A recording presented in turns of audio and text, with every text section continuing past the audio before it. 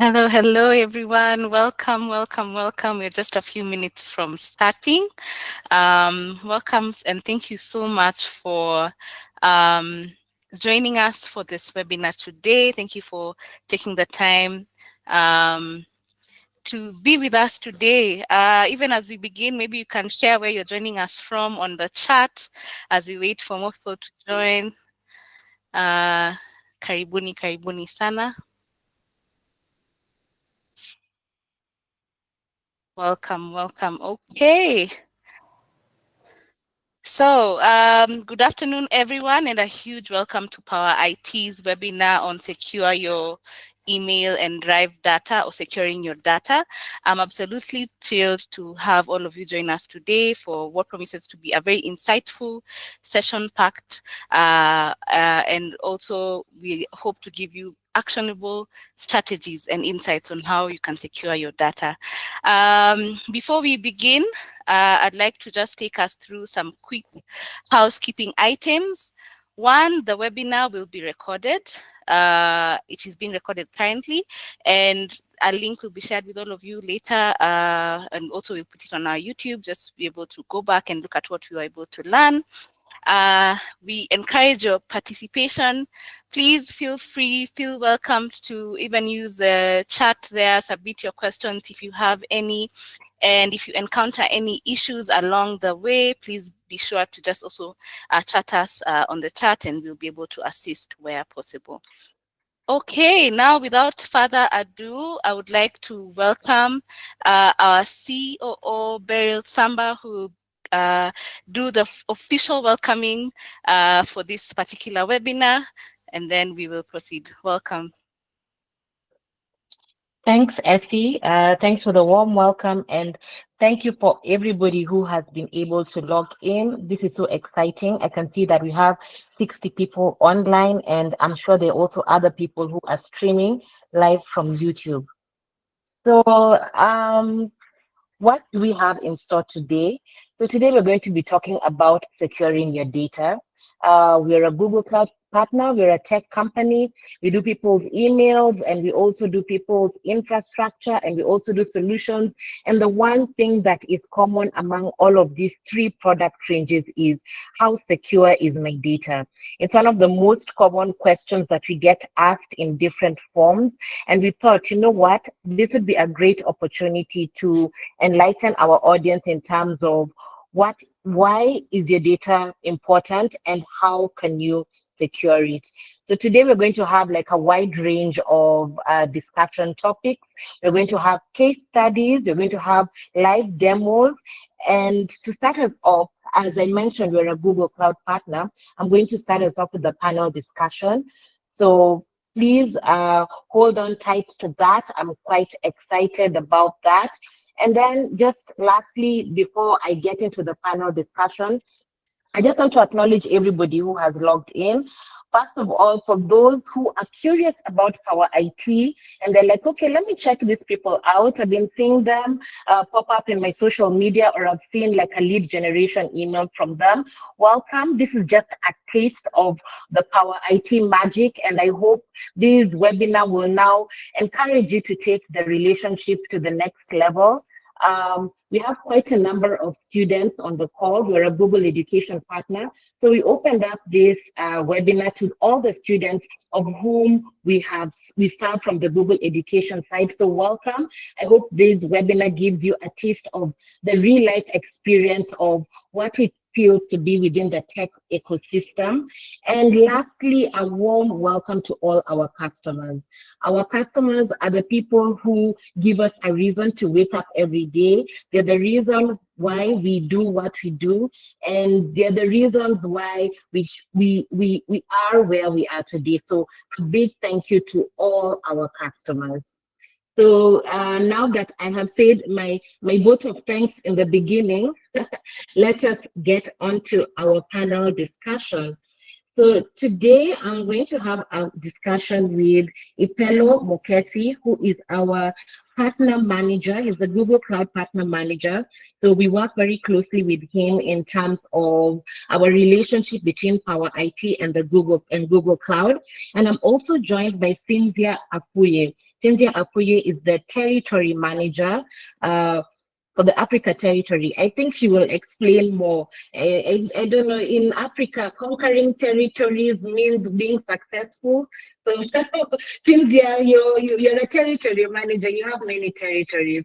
So I think just to get us started, we can go ladies first. Cynthia, please tell us more about what you do. Thank you so much, Beryl, for the wonderful introduction. Hi, everyone, and thank you so much for joining. My name is Chintia, as Beryl already mentioned. I'm a territory manager within the Google Cloud team, focusing on Sub-Saharan Africa. And in essence, what I do is driving Google Cloud adoption and success for our customers across the Sub-Saharan region. And this involves areas like building relationships with you, strategic guidance on how to adopt the Google Cloud platform, partner collaboration, like working with Beryl and the team, and also driving growth to make sure that your business grows as well. So that's me in a nutshell. Thanks, Cynthia. And Ipelo, please tell us what you do. Yeah, happy to. Good afternoon, everybody from Johannesburg. My name is Ipelo. I have been with Google now for 2.5 years, and I look after our partner network across Sub-Saharan Africa, and we focus specifically on the SMB segment. My role in a nutshell is to work with wonderful partners like Pawa IT to grow the adoption of Google Cloud Tech across the region. And our key markets for now are Kenya, Nigeria, and South Africa. I do frequent Kenya occasionally. I was actually there about a week ago, and I hope to meet some of you on my travels in the future. Yeah, so that's a little bit about me and what I do.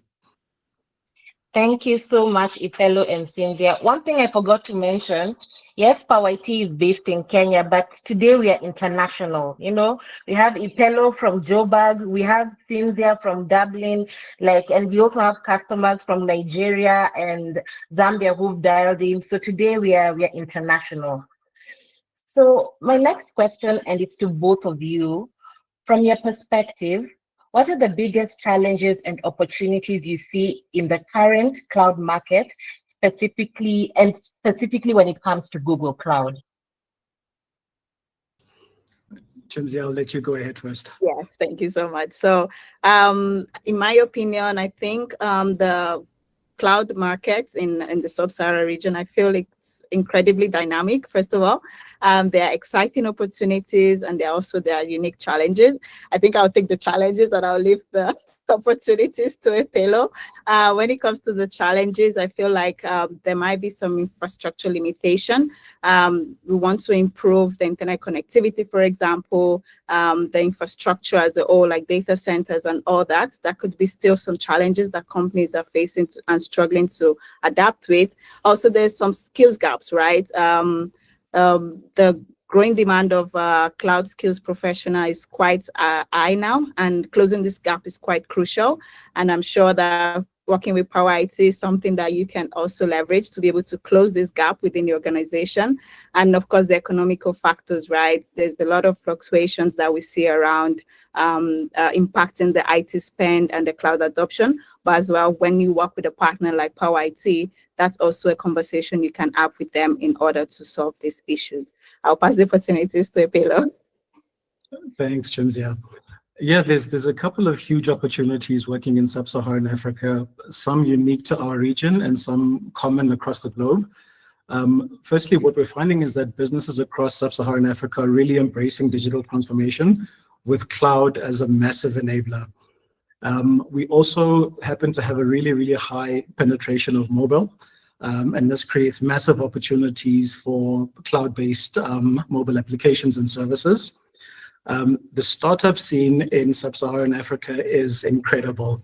I mean, all you need to do is take a walk down the road, visit vendors, and you just get a feeling for how vibrant the scene is and how well people want to do, right? Corporate isn't what it used to be. It used to be the only way to succeed. And people have started realizing that the startup ecosystem is also a way to succeed. And we're really trying to tap into that one by providing tools and resources that these startups need to scale quite rapidly. And then lastly, on the opportunity side, public sector is quite a challenging space to work in. But what we've noted is that we've got many governments that are looking to modernize their services. Now, this is challenging because a lot of their systems are very, very old and they do operate on legacy systems, but the intent to modernize is there, and cloud provides secure and scalable platforms. Now, I just want to add one more thing from the lens of Google, specifically on a challenge. Our late entry into cloud means that we're up against long-standing agreements, long-standing relationships, and familiarity. But the benefit for this team being in the SMB space is that we have lower barriers to entry versus our counterparts in enterprise, corporate, and much bigger companies. So there's definitely far more opportunity than we see challenges in SMB. Thank you, Ipelo and Cynthia. So one thing that has been common in what you've said is the customer is at the heart of it. And as we think about the challenges and the opportunities, at the end of the day, it's the customer that we're thinking about. So for me, I want to present this question to Cynthia. So you said you're speaking from the perspective of Google, right? And for you, it's all about how successful can a customer be, because the customer success influences their adoption into the technology and the experience and the feedback, and also different customers interact with it differently. The Nigerian customer is different from the Kenyan customer, right? So when we talk about the success of the customer, how do you feel a partner would contribute to ensuring this in the long term, so that we go beyond just, Pawa IT coming at the end of every month with our invoice, from a customer really truly feeling the value of what they're getting from Google Cloud? Yeah, thank you so much for that question. Quite interesting. And I would say for me as a Googler, one thing that is very, very crucial, if you remember, Ipelo mentioned I am based in Dublin. So one thing is I do work closely and I build a very strong relationship with partners. And I've been to Kenya, I've met Beryl and the team, amazing, it was fantastic. And those are the type of relationships that I want to keep holding onto. And so for me, the local knowledge and relationship is key to me. Why? Because you as a partner in Kenya, you know the culture, you know the struggle, you know the economical behavior of your customers or the companies present in Kenya or East Africa. So I believe that you are the experts in that field. So I would trust you to help me out, and we work together as a team to be able to help our customers grow and succeed. And so trusting you and building that relationship is key to me. Another thing is the specialized expertise. You're telling us today, for example, how to secure the data, right? So this is an expertise that you've got as a partner. And this is something that I want to also tell my customers to leverage, right? Say, if you are looking at your data as a conversation that I might have with a customer, I will point them to your direction. And that's also bringing that expertise or specialized expertise to my customers is key to me. Another thing is, I work in a very scalable manner, or as Ipelo said, we work in an SMB service, so you can imagine how many customers we've got. So I feel like partners provide me with that support and scalability to be able to provide all the necessary tools that my customer needs to succeed. I can't do it alone. And Africans, we have this proverb where we say it takes a village, right, to train a child. So it takes a village as well to make a company grow. So helping the smaller, medium business size companies is key for me, and going to market with the right partner is also key for me. And last, I think, is the development of the solutions. So using Google Cloud, of course, it's key for me that, okay, when a partner that is Google Cloud certified is in the market, that's very beneficial for me, because that means that we can talk about the solutions that we provide and that we can teach our customers to use to make their business successful. So that's how I would say a partner is my ally or is my partner, basically. Yes. Thanks, Cynthia. And I saw the pan, like we're the customer's partner and we're Google's partner. So now my next question is to Ipelo, and Cynthia touched a bit about it. You talked about solutions, right? And ordinarily, most customers know about like the common solutions, like that Google Cloud has, infrastructure, RPG, workspace, that type of thing. But we also have other solutions that probably a partner would want to venture into that is built upon Google Cloud. So, in your opinion or in your experience, how does Google Cloud encourage and support this type of partner-led innovations? And in as much as yes, the partner is building them, but also if you could touch on how do you think the best approach would be to take these partner-led solutions to the customers? Thanks, Beryl. It's a great question, especially given that we are a partner-first organization. Our CEO of Cloud, TK, often says our business grows faster when we partner with the right partners, right? So given that lens, it's really important that we have the right programs in place to make sure that you're enabled to help your customers solve their issues. So there's a couple of programs. The most obvious one is our Partner Advantage program. This gives our partners access to training, to tools, and to resources to help you build your Google Cloud solutions. We have co-innovation programs where we collaborate with partners on joint innovation initiatives. And on these kind of programs, we provide technical support and we provide funding. We also have Google Cloud Marketplace. And this is a really, really cool platform because it provides partners with a platform to showcase and sell your solutions, not only to your regional audience, but to your global audience as well. We offer technical enablements where we give extensive technical training and certifications. Chinzia touched earlier on how important it is for our partners to have the right expertise. And this is one way that we support and make sure that you grow those expertise. And lastly, and very importantly in my space, is joint go-to-market activities. So demand generation, with this being one of them, where we collaborate very, very closely with our partners on joint activities, on sales initiatives, where we help drive customer adoption. Thanks, Ipelo. And in as much as Ipelo has just said this is a demand generation activity, I don't feel like it. I'm feeling the partnership. I'm feeling the partnership today. So thank you so much for giving our customers confidence and also the insights that you've shared. So we are really short on time, and I know the timekeeper is there, like tapping my virtual shoulder. So I have one final question for both of you. Many to many people on the call, you two are very aspirational. Everybody's like, wow, these people are from Google, they're working in Dublin, in SA. Even for me, like if when I was younger, I wanted to be you, but now I'm in Pawa IT, so I don't want to be like you anymore. But still, when I was younger, I wanted to be like you.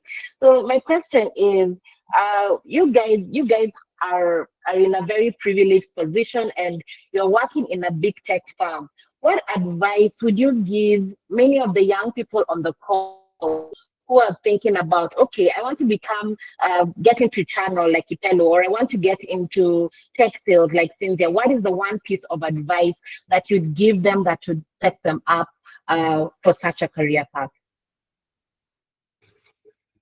Cynthia, you first. Okay, I knew you were going to say that. But yes, I would say, first of all, believe in yourself. I feel like I'm a motivational speaker right now. Well, I believe you should believe in yourself. Don't think anything is unreachable or that the possibility is not yours. Sometimes I still question myself, am I worthy of being in Google?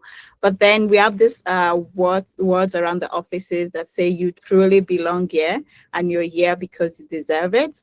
So I keep reminding myself this. So I think putting in the work for you to get to where you want to be in your career matters a lot. Your career is in your hands, so you need to work on that. Of course, having mentors, having people to help you get to that stage matters as well. So putting all this puzzle together will make a great success for you. So just keep in mind that you should be true to yourself, get the right help, which is mentors, coach, whatever, and then build that. Have a plan in place. Where do you want to see yourself in the next 1 year, 5 years, 10 years, and work on that to be able to see your dreams come true, basically. Oh my God, that sounded very. Did someone take notes? Yeah, that's my 2 cents. Thank you. Thanks, Cynthia. It was very, very relevant. Even for me, who is in my 30s, it still is. Ipelo, on to you.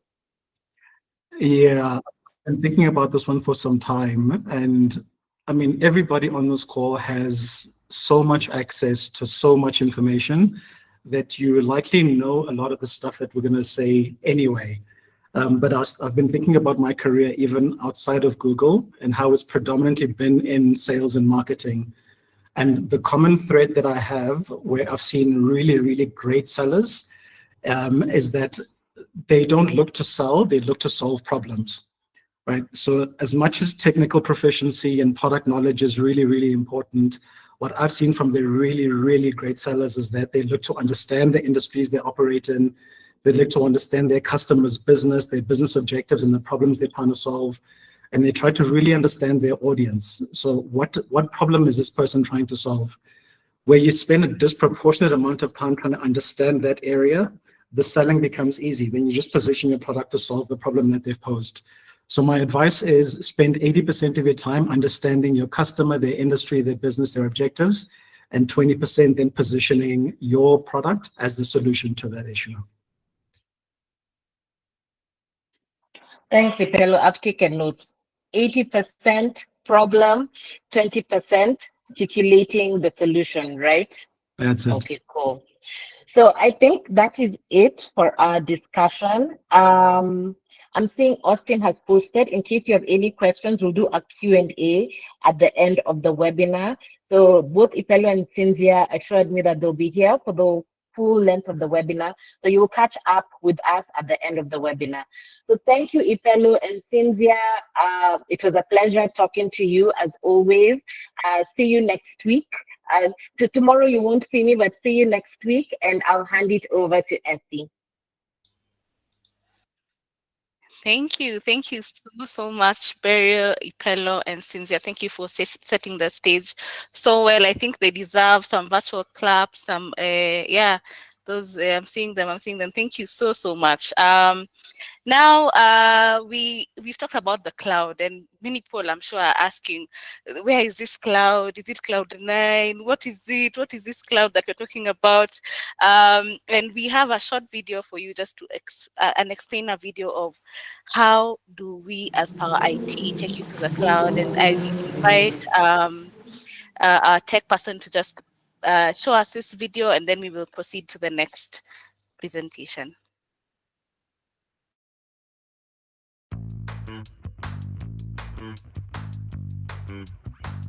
Is your current IT infrastructure hindering your progress? The cloud offers a world of possibilities. Greater agility, robust security, and the capacity to adapt to evolving business needs. It's time to move beyond the limitations of on-premises systems and unlock the true potential of your organization. Imagine technology empowering your business, not holding it back. That's the transformative power of the cloud. We start by understanding your specific cloud needs. This isn't about a generic checklist. We begin with a comprehensive cloud audit, delving into key areas like your current governance strategies, cost drivers, and security posture. Through a thorough analysis of your current environment, we uncover opportunities to optimize your cloud investment, providing specific recommendations to help you make the right moves. We go beyond advice. We developed a customized roadmap and walk with you through every step of the migration and implementation. From cost-effective resource allocation and streamlined security and long-term optimization, we focus on ensuring that the cloud delivers real business results while keeping your organization safe and efficient. Ready to unlock your cloud potential? Let's get started.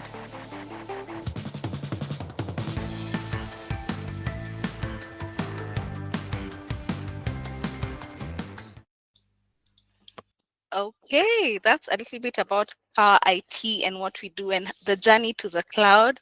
And with that, I would like to now take us into the webinar, and getting us to started is our cloud engineer, Daniel, who is going to take us through the true cost of data loss. I'm sure you have had scenarios of seen stories of people who have lost critical data, even in our own government. And I'm not going to get into it so much that you can let Daniel just go with that. But thank you so much. And I'm hoping you're loving the webinar so far. So taking the lead, we will have Daniel Kamau, who is our cloud customer engineer, and who will take us through the true cost of data loss. Karibu, Daniel. You can take it away.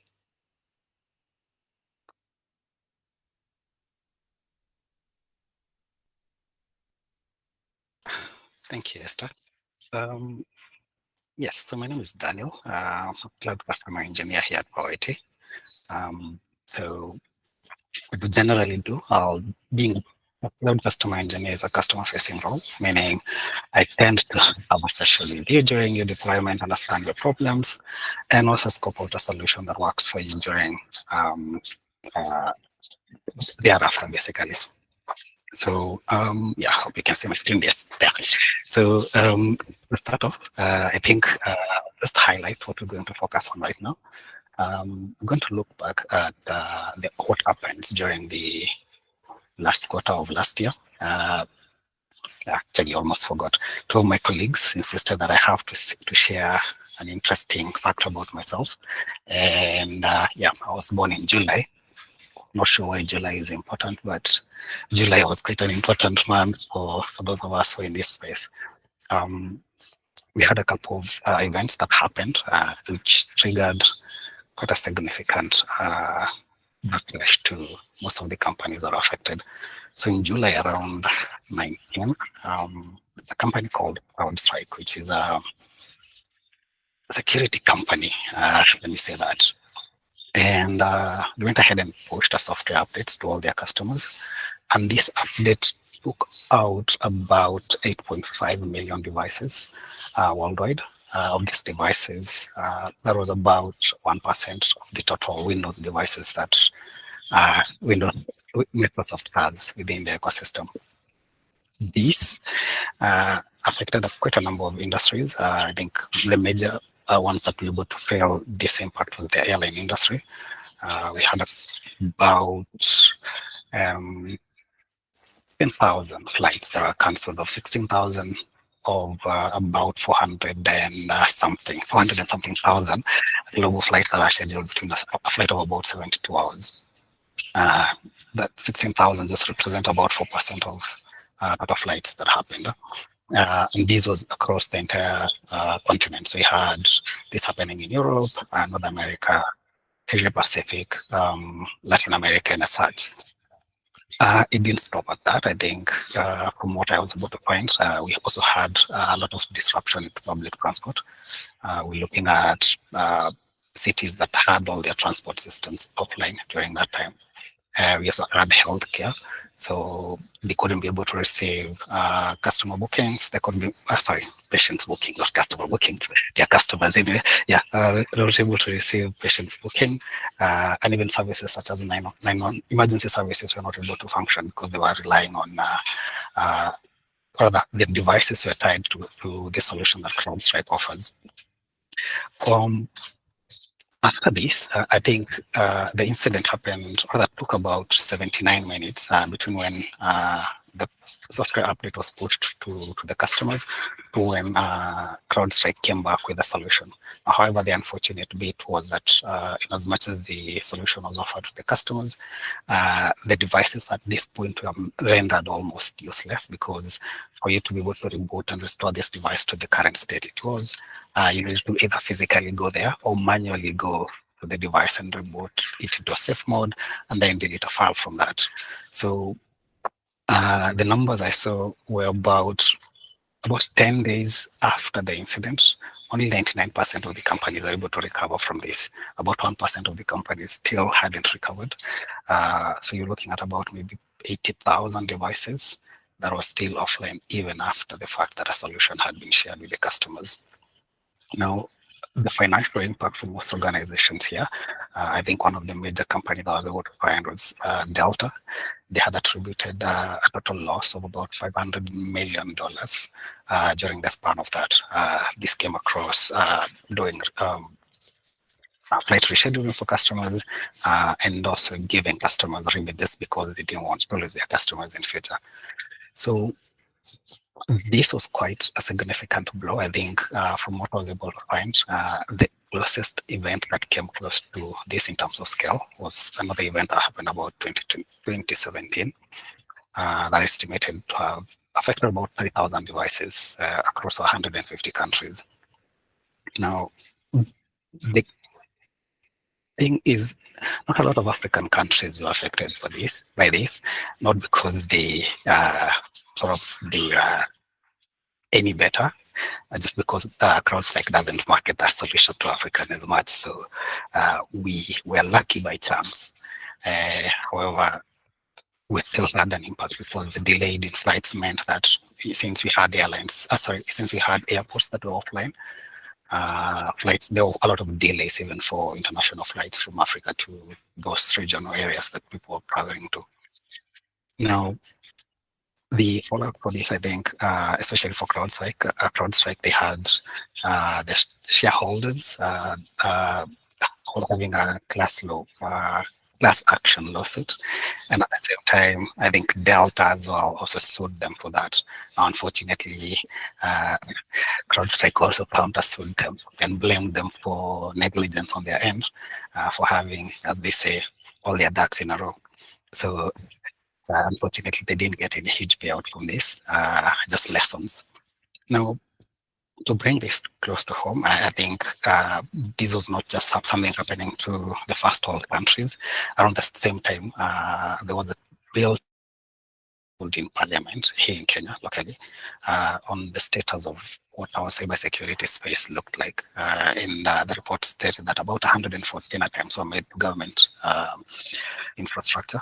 These are looking things at power generating companies, power distribution companies, and government sites. If you've been on this for quite some time, you've seen the government has had a huge push to have digitize their services. So eCitizen was one of the primary targets, and it saw a number of distributed denial of service attacks, which rendered the service unavailable to some users for quite a number of hours, almost a day. So people couldn't renew their driving licenses, people couldn't apply for new IDs, passports, etc., etc. And at the same time, people are trying to look, or that try to open new businesses at the same time couldn't process their documentation. So the threat to organization just doesn't stop with the first world countries. And I think for Kenya being a leader in this region and having quite a huge percentage of internet access to the organization, internet access to institutions and also individuals, that also puts a big target on its health, because most of the attacks rely on internet to happen. So I can look at what I've spoken about mostly is this, what happened. We had attacks, but I haven't really highlighted what this attack means to you as an organization. I'd like to see, just look at the numbers of what happened, what this meant to organization. So there was a report done by Communication Authority of Kenya for the quarter of last year quarter. And from the findings, they say there was about 752 million system attacks that happened, were able to be detected. This doesn't necessarily mean they were successful, but this shows the sheer number of interest that people have to your systems. The other big thing was brute force attack. This was now people trying to gain access to your system by basically brute forcing it. If you can think about it, is a thief coming with an axe and trying to demolish your door. And then the rest with just malware and distributed denial of service attack. You can see the bit on the mobile application was also quite interesting. This number has been on the rise for quite some time, owing to the fact that there have been a huge increase to access to mobile devices, especially in the African region. Now, how these attacks were propagated, I would say the biggest percentage came in ransomware, and this was mostly targeting health institutions, manufacturing industries, and financial institutions as well. So between October 2024, actually for the month of October 2024, were about 40 incidences that were documented, which also accounts to about a 95% increase from the previous month. And the average cost for this was about $5.2 million per incident. So this shows you how much value institutions can be, how much value the organization data has to you, and how much people perceive that data to have. Right? We had also distributed denial of service attacks. This we saw about a 20% to 30% increase on that quarter as well. And I think eCitizen was, for this Kenyan market, was on the receiving end for this, owing to how much data this provides to Kenyan citizens, and how much government has put effort to have that system work. And then we also had social engineering. Social engineering is a low scale, low tech, low scale, low cost kind of attack. And I think most of us have been either a victim to this. And this one mostly comes in a sense, just targeting you physical capacity, physical mental capacity, right? And we've seen quite a huge rise in AI, and AI has been a biggest contributor to just help bridge this gap. This and phishing, AI has been quite a big contributor. You've seen a lot of phishing campaigns that are being instigated and aided by AI, where agents are able to, not agents, threat actors are able to basically draft and send out phishing emails without any technical. I think if you've been to any training for phishing, majority of us have always been told that bad grammar will be a telltale sound of a phishing email. However, with AI, I think Google team, please don't crucify me. Help me write with Gemini. Have been one of those things that has made it easier for people to just write emails without sort of thinking much about it, right? Also had some attacks that I could say these are more on the tech side now, affecting the not the distributors, but the engineering team, the IT team, which is basically systems configuration, which is a case of what happened with CrowdStrike, where a faulty software update brought down entire ecosystems for devices across the region.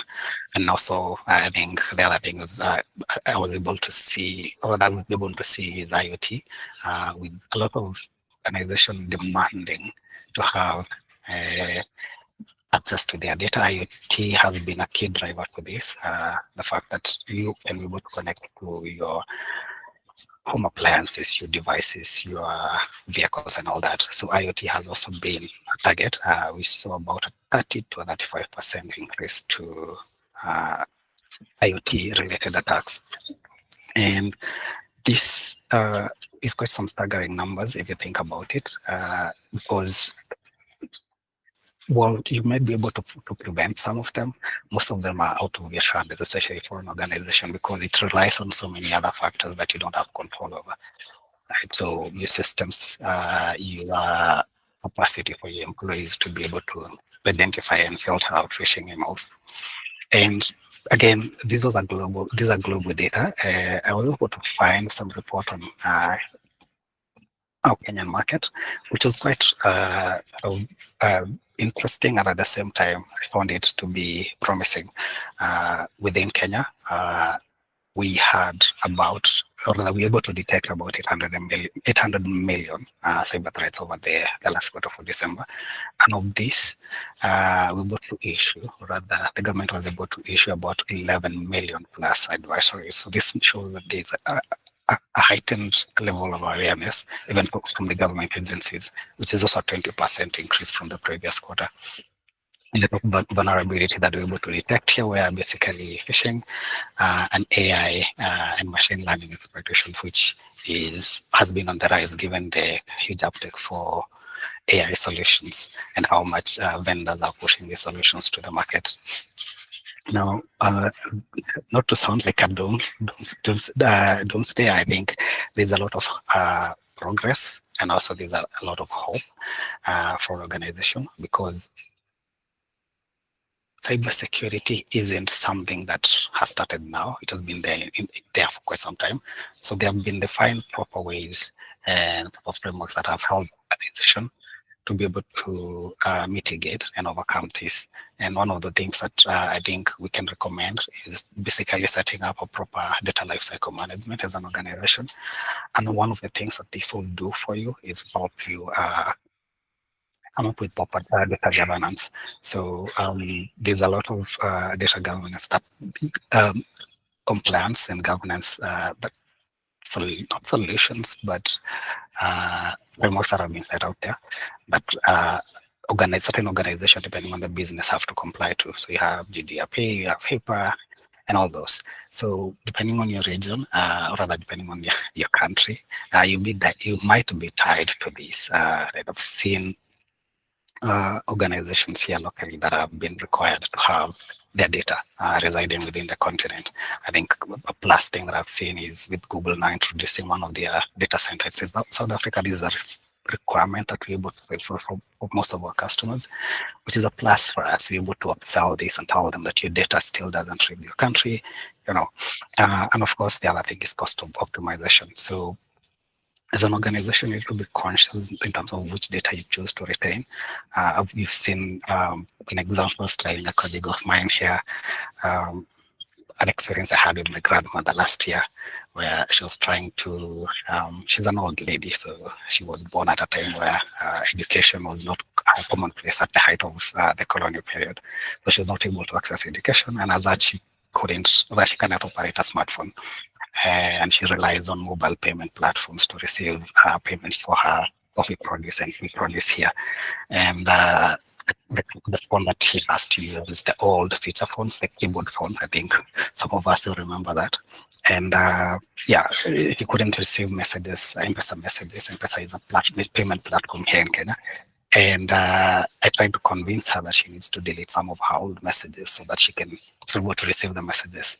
The long story short is she didn't want to lose any of her cash, and deleting her messages on her phone was not an option. So I just let it be. She had to walk to an agent somewhere and receive that, to go and have the M-Pesa agent troubleshoot that for her. So if we take the same analogy here, so she had to spend about 45 minutes walking to a center to have an agent delete messages from a device. So as an organization, you need to be conscious in terms of what kind of data do you want to retain, what the cost implication for you, that also be the cost implication for you. So not just having outdated data, redundant data, and data that have been replicated within your organization. And the other bit, I think, data lifecycle management will help you with is defining which security measures you want to put in place for your data. So controlling who has access to your data, where this data is being stored, how it's being stored, and whether that data is being encrypted. So you've had instances where you have proper systems that have a lot of security, but then you have open databases that people can just query and retrieve their data at will. You also have, with this, you're able to define good, not good, but reliable data. So once you define what kind of data you want to retain, that means that whichever data you have is more relevant to your business case, right? So you're not having duplicated data somewhere that has no business value and won't help you define any business value or also even make decisions. So to boil it down, I think the last bit that would also come in would be, how do you now ensure that you're able to efficiently have this data secured and at the same time have this most relevant data within your data centers or your storage locations. And this also comes into place with how do you define your risk? What data do you, as an organization, hold dear to that you wouldn't want to lose? So with this, I think what the industry calls for is just having proper backup and retention policies that will help you define what data to retain, how to retain it, and how to do this at scale. So down this discussion, one of my colleagues will talk into depth into this. But yeah, ideally, all hope is not lost. So if there's any questions regarding this, I think you can just post them on the chats. Other than that, I'll just hand over back to my colleague, Esther. Thank you so much, Daniel, for taking us through that. And I think you can all agree with me that those are some really sobering statistics there that he has shared. We don't really realize how much, how many attacks are there, for example, here in Kenya. So thank you so much for that, Daniel. I see some claps there. Okay, now we are going to go to the second session of the webinar, and that is getting us to understand the difference between retention and backup. I think many times these two get confused, and with that, we are going to welcome our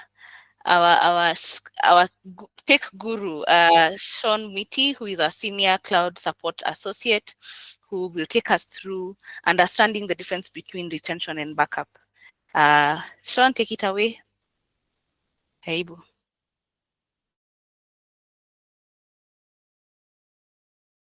Here I am. So hi everyone, this is Sean for you. My parents called me Sean Mwiti. I've never been brave enough to ask why, but Dan, thanks so much for that. It's a really good presentation. Sometimes we were told to say something fun about ourselves. I think I identify as tall, very light skin, and sometimes handsome. Especially when the sun goes down.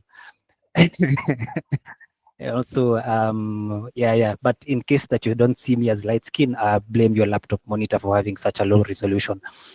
Anyway, just to start off, I'm going to talk about a case study about the importance of actually backing up and retaining your data. There's a lot that I can share. My mind was really juggled up on what to talk about, but I have quite a few things that I do want to share with you guys.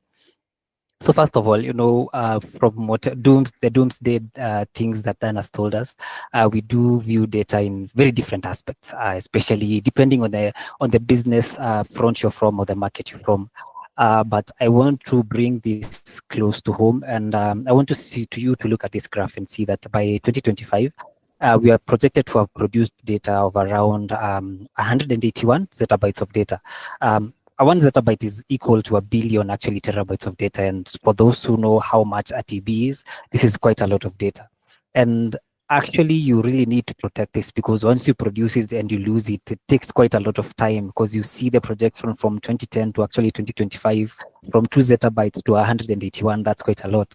So that's how you normally get the same quotes from all over. My boss, Oscar, always says that in God we trust, but everybody else must bring data, or data is the new oil. But there is one quote that I really like so much. If we have data, let's look at data. But if we all have options, we definitely have to go with mine, not anyone else's. So ideally, that brings forth the importance of data in our organizations. And this means that data doesn't necessarily mean that whatever system that you have backed up on the cloud, whatever maybe big query numbers that you see, running through tech guys in the movies and whatever. Data means up to that little spreadsheet that you produce in a day, up to that PDF that actually you've sent an invoice for, maybe some report that you've done for someone, maybe some video that you took for a client, maybe pictures from a retreat, and you need them to post them in your website. That is what is data to you. That is what you need to protect each and every day of your life to ensure that your business actually goes on, to ensure that you put money in people's pockets, to ensure that your kids go to good schools, and also get education, unlike Daniel's grandmother who never got any. Sorry to say that, Daniel.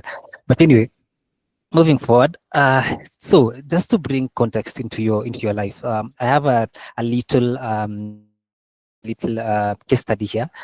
You can see there is a meme there. You're free to steal it, whereby in case you decide to delete your laptop and put it into trash, what happens? You remember those old desktops? What happens if you move your desktop from that side, that left top right side to the trash? What happens? And then you have a cabinet full of drawers of files and whatnot.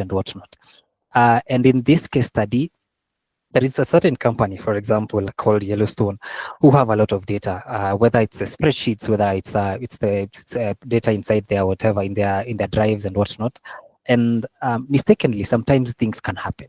And what if somebody was tasked with a certain something here and there, decided to press the wrong button, decided to flip on the wrong switch, and the computer disappears like this guy? What happens? So it brings forth the question, even with those big airlines like Delta and that small organization, that small SME, if in case something happens to your data, how do you protect it to make sure that your business actually prospers and it progresses in the correct line?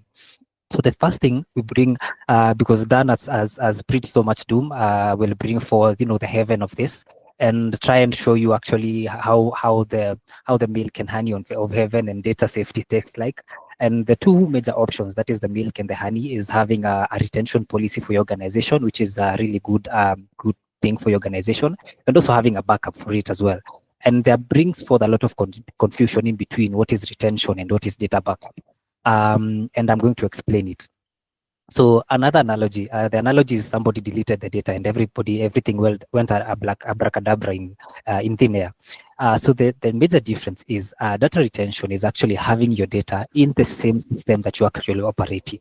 So for example, I will use an analogy of Google Workspace. All your files are stored under the same Google Workspace tenancy or cloud platform that you're using. But having a backup is taking actually an original copy of your data and storing it somewhere else away from your system, so that in case of anything,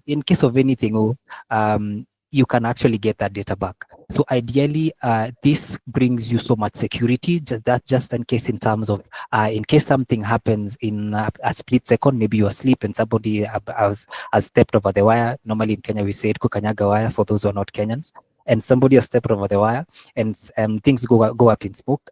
It is actually very easy and possible to actually retain your data and actually have a view of what happened. So just to put context to and have a little bit of an explainer of this. So for data retention gives you retains that data inside your own system and inside your own organization.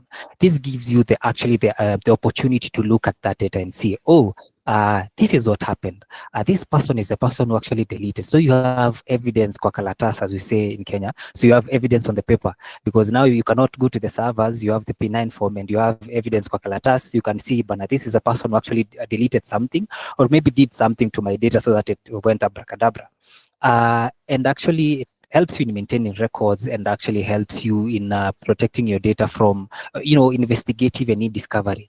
You'll find that most of the terms that are used in data retention are mostly legal terms, like matter. I will show you how to do this much later on, and that's when you'll see that this is not a backup solution, rather than a place where you can keep historical data of what is happening in your systems. So it gives you a future-oriented scope, because in case of anything, you're able to investigate much later on and see, this is the guy who slapped me in the face. Now I need to probably hit back.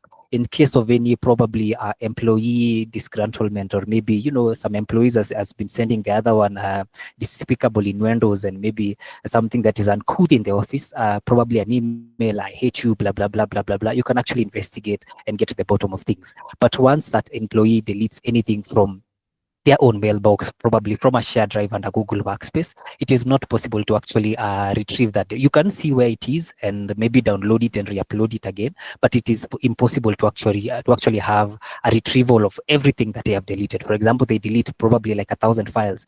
Will you sit down and start actually downloading the files again, then re-uploading again? It's not possible. So you need to have a backup somewhere. So this is future oriented.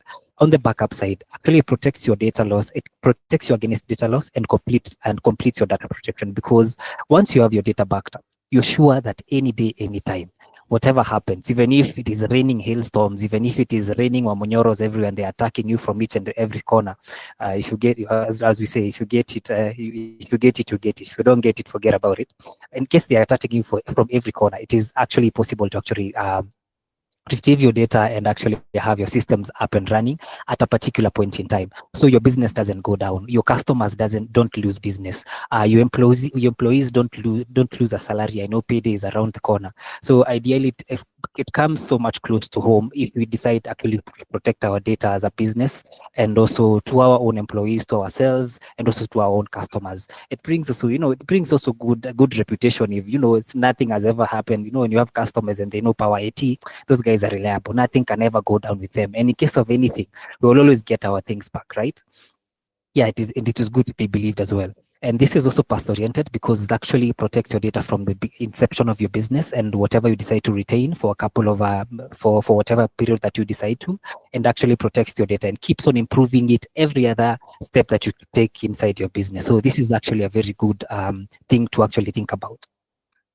So let me move forward to the different now into what data sets these two systems take. So I will start with Google Vault. I will show you a quick demo on Google Vault on how to what data it takes and how to actually do some queries on how to find out what happened. And then my other colleagues will actually take you through the cherry on the cake, whereby I call it the wine at the wedding of Cana, because this is the sweetest part of today's webinar. So ideally, so for the Google Vault, sorry, it takes quite a number of data sources. For example, it covers your emails, your chat history, your Google Drive folders, your Google Sites, meet recordings, and group messages. So ideally, in case of anything, any deletion, any loss of this data, you are depending on your retention rules, you're able to actually see what happened to this data and maybe have a look around it. So we do have some admin, admin configuration that you need to do to actually be able to configure Google Vault. And that's why we normally ask for all the admins that are here, or maybe guys who are involved in the tech side, we always vouch for the rule of principle of least privilege. So this data is quite sensitive, and you'll have access in case you've enabled Vault in your organization. You have access to so much things. So it is very good to actually give these privileges to the least number of people that will be able to actually do maintain and actually be able to use this data. Not just everyone, Bwana. Keep it to the right to the bare minimum of people who need it. So ideally, you have your admin control that you need to set up, and then the data sources are there, they're highlighted, and then you can do a couple of things. You can actually query data that has been deleted. I will show you. I will delete a file, and then we can query it. You can actually share these investigations with people, maybe the legal team, maybe the management team, the HR team, whoever needs this information at request. And then you can actually, even in case it's somebody even outside, maybe for example, it's an audit going on for an airline company, as Daniel was talking about, for example, our own airline down here in Kenya. So in case it's an audit, I know they do a lot of audits from international bodies. In case it's an audit, you can actually download that data and actually share it with the auditors instead of you actually letting them into your own systems. And this gives you quite some bit of security at it. Moving on, before I take you through the Vault setup and everything.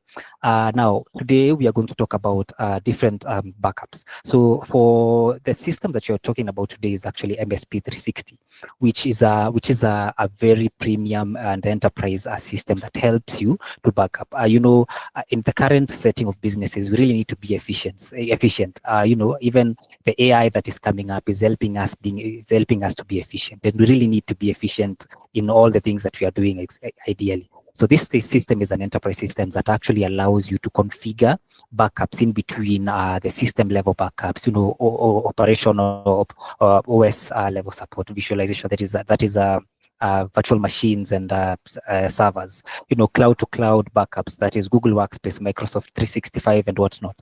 Also application backups, quite a number listed there.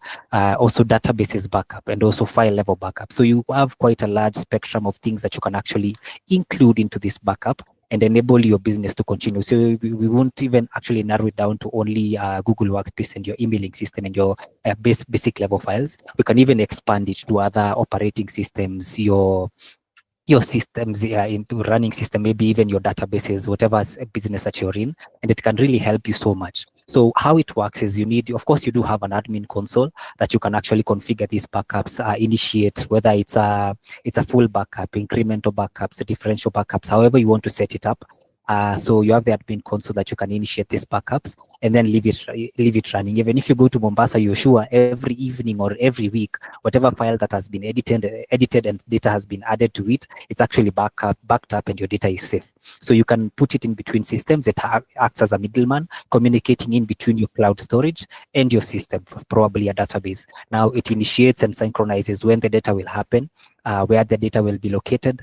It actually even encrypts your data. This is a really good thing because it actually gives your data so much security that in case even if anyone gets access to your cloud bucket, they cannot be able to decrypt it. It gives your data also immutability in a sense whereby in case anybody inside the organization actually decides to actually even, out of error decides to actually, delete your data, it is not possible until the time that has been stipulated by the organization. So it's a really good system and actually acts between your mid systems and the cloud buckets to enable you to back up your data. So ideally, yes. So just a quick thing to do. So now I'm going to take you through the demo, and so you can see what it means to do a Google Vote backup retention policy. So just a moment, I will change my screen to even as Sean changes his screen, I hope you are loving the webinar so far. There's a question, a quiz that I've put on the chat, so that we just know that we're actually together. You can just hop onto there and just fill in the quiz, and you stand a chance of winning some Power IT merch, some amazing merch. So the first people to actually fill in the quiz will be able to get the match. Yes, I'm giving you access just in a moment. Thank you so much, Sean. You may proceed. Right, thank you, AC. So ideally you can access Google Vault from either vault.google.com, or you can use this app launcher over here. There is this 9 buttons over here, so you can access it from here if you have the administrative rights. So here it is, Google Vault, and this is the basic screen that you get. So I won't go through all the setups because I've already done a few setups. So I'm going just to delete a quick file here that I had included in my share drive of Backstreet Boys. We were jamming with them a few days ago. Don't ask me where, but anyway. So let's move this to trash, quick fast, and then let's access the drive's trash here, and then actually delete everything completely. So you want to delete this completely so that it can never be discovered. And I think it's something probably I've shared that is confidential to the company, and now I've deleted it. So like we need to find out where it is. So this is where you learn that Google Vault is not a backup solution. And so let's go and try and do and search for that information. So yeah, we head to Google Vault. So you have to first of all put on, you have to actually include retention policies to have a retention policy, whether it's indefinite or have a retention policy for maybe 7 years. You can even have custom retention rules for different departments, depending on how your your market is based, or maybe your business environment is based. For example, you can have 2 years for maybe the IT team to retain their documents, and have like 7 years for the finance team. It's actually very dynamic, and you can actually have the rules for maybe groups, for shared drives, and also for different organizational units. So ideally, I want to include just one for Gmail. I want to have it as indefinite. This is one of the best, and then we create, and then we have a retention policy for Gmail. The other thing you need to notice that once actually you're doing, or maybe you're investigating something, it is always good to actually have an hold for that data, because, for example, you have a lawsuit that is upcoming, and maybe it's going to take quite a number of time. Holds have superior actually retention policies superior to retention policies, because they hold your data. It's like a legal hold. They hold your data for indefinitely until that matter is over. For example, so in case you have a case file that is going to go on for 7 years, you'd want that data not to be deleted at all until the case is over, so that you can be able to actually close that case off, and venerate yourself from any liabilities from it. So ideally, I will come here now. I won't create a custom rule. I will just come and create a matter. So, and because before I create a matter, I want to create one first of all here, and then we see Sean's deletions. Quick first, we can have a description, because not everybody will be an angel to know what you are doing. So Sean's deletion of files. We create one. So that's how you do a query. So we first create a matter, and then we create a hold to ensure that data is actually deleted for the time that you are going to be investigating this. So we create a hold that it will be indefinite. So we create one here, and then Sean's deletion of files as well. Files. Choose the service. I want to pick Gmail, so we create a hold for Gmail and a hold for Drive as well. So enter email address. So I want to create Sean test. I have the test email here, and also Sean dev, so we can see what was happening. Start date, I want it to be from let's say 2023. Pick a date to maybe even today. And then query terms, this is not a must, so we can just create one, and we have our hold there, right? Give it a few seconds, it's creating, and then we can create another hold now for the drive. Don't mind my typos. Hold, choose a service, we choose Google Drive, then we continue. Specific accounts, we pick Sean as well, and then the test one. Pick first, give it some time, a few seconds, yada yada yada, then we are done. So now we can go and actually do a query. So that ensures that no data will be actually will be deleted before we are done with this investigation. And you can actually view any exports that will be done from this query that you are doing right now. So in case of any export that I have done, all the exports will be listed here. And you have an option of downloading these exports 15 days after you exported them. These exports are for use to be shared outside the organization, as I said. So now we go to search. Then we choose a service. So we deleted the file from Google Drive, a shared drive, and then specific accounts, of course, we have here. So we can either choose either specific account, organizational units, shared drives, blah, blah, blah, blah, blah, blah. It all depends. But because I have the name of the person who deleted the files, I can actually input it here. So Sean, let's do one for Sean and another one here. And then include files from shared drives as well, of course, definitely. We can include a start date. We want to go as far back as 2022. Any date will suffice. And then we want to go up to 2026 in case he has future deleted anything. We want to catch him by all fronts, right? Then terms, just want what we deleted was let's look for even the land economics.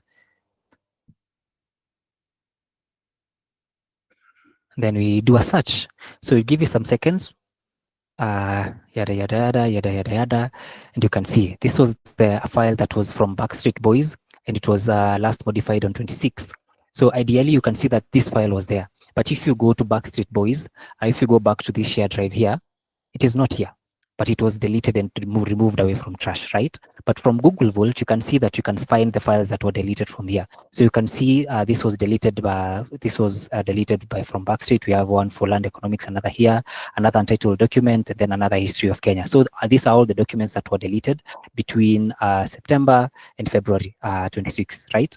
So the thing with this is that you can actually see the document, but you cannot actually re-upload it back from here. So you can only download it and re-upload it back from Drive itself. So this is what it means, that this is not a backup system. You can see the documents, you can see the emails, you can see whatever, but you cannot actually re-upload directly from here. So that's why it means that this is not a backup. But from the backup solution of MSP360, as you're going to see, you can actually restore the items. So we do a quick search of emails as well. So sorry, before you even do that, you can share this query from here to whatever you want to actually share it with. But first of all, you need to save it. So you can just save the query and give it a name, Sean's drive deletion. And then we have it there, and then you can share this with either. You just need to copy actually the link, or maybe include the people here. Maybe I will include let's say Eddie at Pawa IT. I just want him to have a look at this query that I did. Here we go, and then include an email notification, and then include some other people who might need to access this query and investigate it, and then save it. So once you save it, they will actually get an automatic notification. In case I want to, I can actually copy this query to clipboard and then share the link with them. And also I can view audit logs and actually download it and export them here. So the exports, once I decide to export it, it will come here, and then I can download it and share it with people outside. So just to go back and just do a quick one for the emails. Yes, leave, sorry. So Sean's deletion here, I want to choose now from Gmail, and then I want to choose the same emails. Sean test, I won't even do for both. I will do for Eddie so that you can see how much this is important, because you have access to each and everyone's email addresses. And then start date, I want to go as back as 2022 as well. And then pick a date, any will suffice. And then we go to the future and beyond. Pick a date. And then query terms, I want to do a query for a hate. Probably Sean sent a hate email to some of his colleagues, and we'll include the word hate actually from the headline. So even if it wasn't in the headline, it will actually match to any hate match. So we do a search, and then yada yada yada, and then we can see there. There was an email that Sean sent yesterday to his people, and he told them that I hate you all. So let's see the details of the message. It was I hate you all, and then show details. It was sent from Sean. It was sent to Austin, Mercy, and Daniel, and it is true that no, Sean doesn't hate them anyway. So it was just a test, and you can see that actually that it is here. This email is not in Sean's trash. You can see it was deleted, sent, trash, open, and unread. So ideally, this email is nowhere to be found, but you cannot actually restore it, but you can actually print it and use it against any legal proceedings, yada, yada, yada, yada, yada, yada, or any other investigation that you're doing. So yes, I think I'm done with the demo on my end. And just to wrap it up, there is yes, I've seen you. Just yes, we need to finish. Yeah, no problem. I hear you. So just to wrap it up, I just want you to view this few things that I had prepared earlier on. So just to wrap it up, I want you to look at the six things that you take away from this. So ideally, retention and backup, they are like gears moving in the same direction, working for the same purpose. I just combine two gears, one turns once, the other one turns twice, blah, blah, blah. So you need both to actually have a good security for your data. It is always, the second thing is it's always actually to be ahead of the game and be protected. So always make sure that you do your backup and also do your retentions, because in case things don't work out, I was told not to use a certain analogy. In case things hit the fan, you're always sure that actually you're protected. I will merge point 3 and 4. It's like a boxing match. You need to be protected always, and actually observe your energy, that whenever somebody's stricken you, you're ready to actually bounce back and make sure that your business is running. And you always need, for point five, you always need to reflect and allocate resources to the right areas whenever you need them, so that your business can be able to stay afloat, your data can be protected, and you can be able actually to move forward and keep things moving. And also, this is not a case of the primary debates where we had your father is better than mother or boy is better than girl. Everyone actually matters in a household. The father is as equal as the mother, and actually you need to consider them both. The girl is better as the boy always, so you need to consider them equal as always, and you need to actually employ them everywhere. So ideally from that, thank you so much guys for availing yourselves. I hope you've enjoyed my demo and the simple analogies I've included in the slides.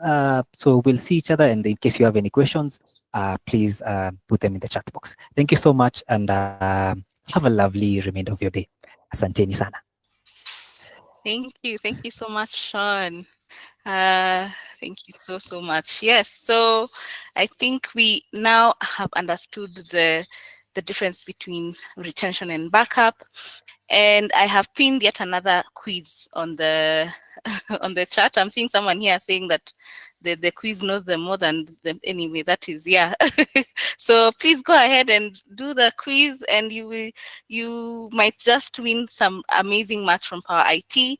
Yes, thank you so much, Sean. And before we go to the icing on the cake, as he had put it, we not only wanted to tell you or explain about backup and to actually show you how you can backup using MSP360.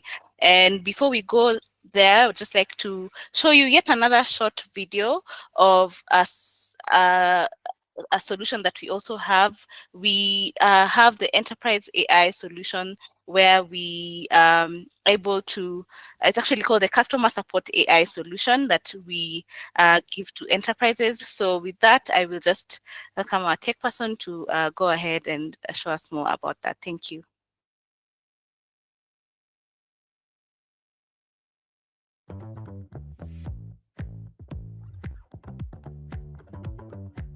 Contact center operations have often relied on manual analysis of call recordings to gain actionable insights. This process can be time-consuming, expensive, and prone to human error, which limits a company's ability to identify areas for improvement in optimizing operations and customer experiences. The use of AI can be transformative to contact center operations through transcription, translation, speaker diarization, noise suppression, sentiment, and topic extraction. Pawa IT's customer support AI solution, powered by Google CCAI, Conversational AI, and Vertex AI, allows contact centers to know what is happening in near real time in their centers. Such insights help the contact center identify and act on emerging trends, issues, gaps, and opportunities in time, helping meet customer expectations. So, how does it work?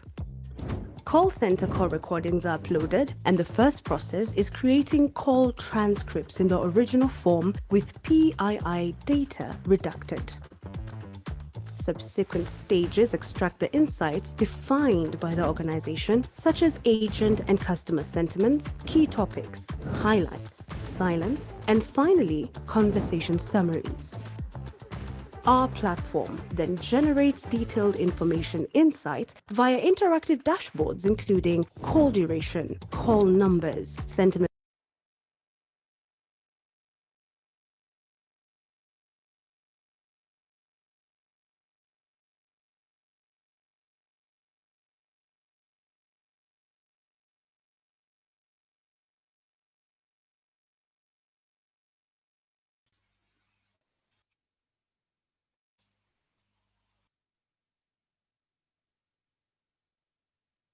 Okay, thank you so much. Thank you so much for that. I think there has been an issue, but yeah, I think we've gotten quite a gist of that. And we're going to proceed forward with the best part of this webinar, and that is the demo. And with that, I'm going to welcome Basil Donga, who is our cloud engineer, who's going to take us through the icing on the cake. Karibu Basil.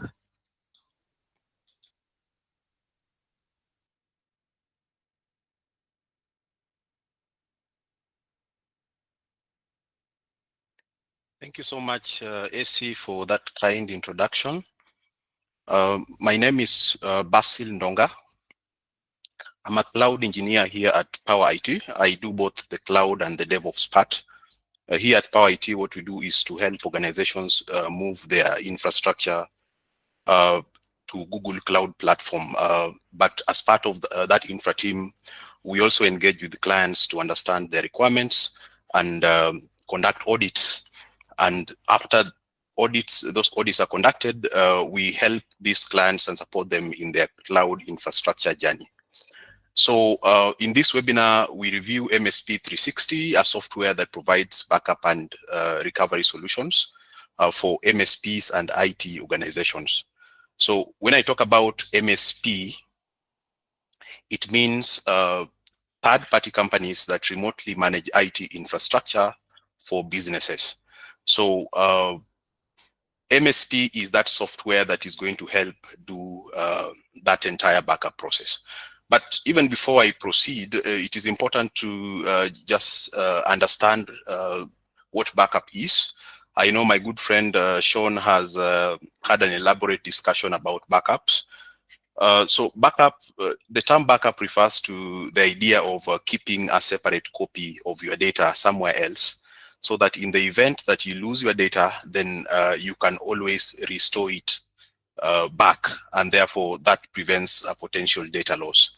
So MSP 360 is the software that will help us orchestrate those backups and ensure that these backups are kept in a secure location, so that in the event that we need to restore that data, we can actually do that very seamlessly.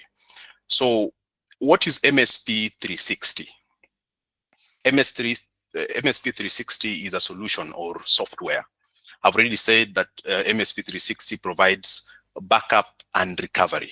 So we don't only back up the data, but MSP provides the capabilities to be able to get back that data, whether it is data from files or entire system images. So that means you can actually back up the entire operating system or just files. So if you have lost data before, you know what I'm talking about here. Normally, if you lose data, it can become very inconveniencing, and then having to recreate that data in some way. So here we have a solution that can be able to do just that. So as part of the features of MSP, what we have is centralized management of backups, ability to remotely manage machines, and from a single place. So you can do all that from a single place. And why should we use MSP? One is because MSP provides reliable cloud backup and disaster recovery. That means you can protect your data from accidental deletion. You can protect your data from cyber threats. You can protect your data from hardware failure. So in case your entire machine fails and you have an entire system image backup, then that means you can restore back your machine to an earlier healthy state. So also MSP helps us overcome some of the common challenges with security and compliance. When I talk about security, I'm talking about encryption of data in transit and encryption of data at rest. And with MSP 360, we ensure compliance with the regulations such as GDPR or HIPAA, if you've heard of them. So it is just that tool that does the right job, is the right tool for the job. So some of the major features of MSP, before I take you through that demo, is multi-cloud support. So one thing I like about MSP is that I can back up my data on Google Cloud. If I'm using Google Cloud, then I'll be using a storage solution like Google Cloud Storage. If I'm using AWS, I can back up my data to S3. If I'm using Azure, I can back up that data to Azure Storage.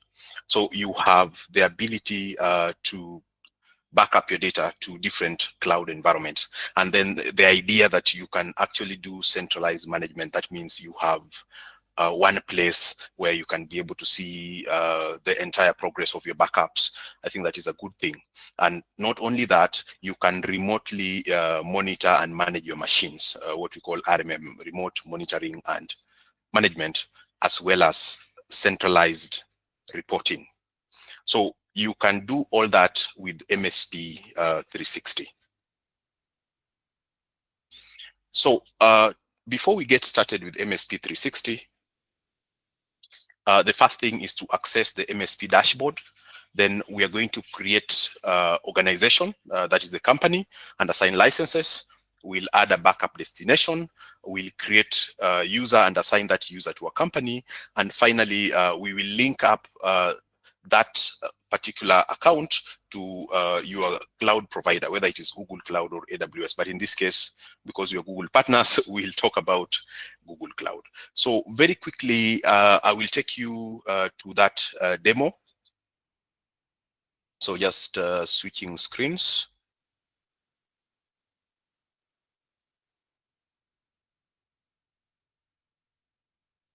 Just give me one sec.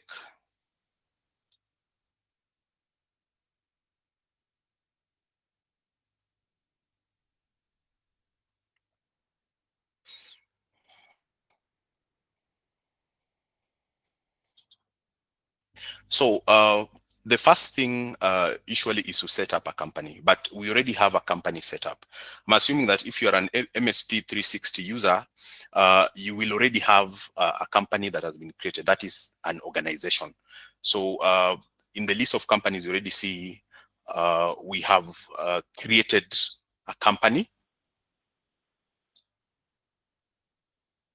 I won't go through that entire process, guys. I'll take you straight to the backup tool, but I'm just going to explain what happens on the MSP console. So first you create a company. Once that company is created, you're going to assign a license to that company, and then create a user to be able to log in to access the MSP platform. And then with that user, we'll use that user to be able to authenticate to MSP and eventually back up your data to your favorite destination. So ideally, what happens with MSP 360 is that you install an agent on your local machine. And I have already done that. On your right side, you already see there is a tool called Cloud Backup VM. So I'm just going to quickly go through that. So this is the software that you're going to install on your Windows or Linux or Mac machine that will orchestrate the backup. So first thing to do is to ensure that you have set up your cloud backup account. In this case, if you look at this, I'm already logged in as a user. Test company. So I'm not going to change the user for now. I will use this particular user that I have created on the MSP console to be able to orchestrate the backup. So very quickly, from this interface, you already see there are different backup options, whether you want to back up your files or you want to back up your operating system, your entire system image, or you want to back up your VMware or Hyper-V. You can actually be able to do any of these backups. But for today, what I'm going to do is to show you how to back up files and how to back up system images. And then you can always play around with this software and then be able to do some of these backups. So I will also show you where the data is going to be sent to. I have created a storage bucket on Google Cloud Storage, Google Cloud Platform. And this is where the backup files will be dumped. These files will be dumped, but you won't be able to open the files. Those files will be encrypted by default. So ideally, you need to create you need to create a service account on Google Cloud.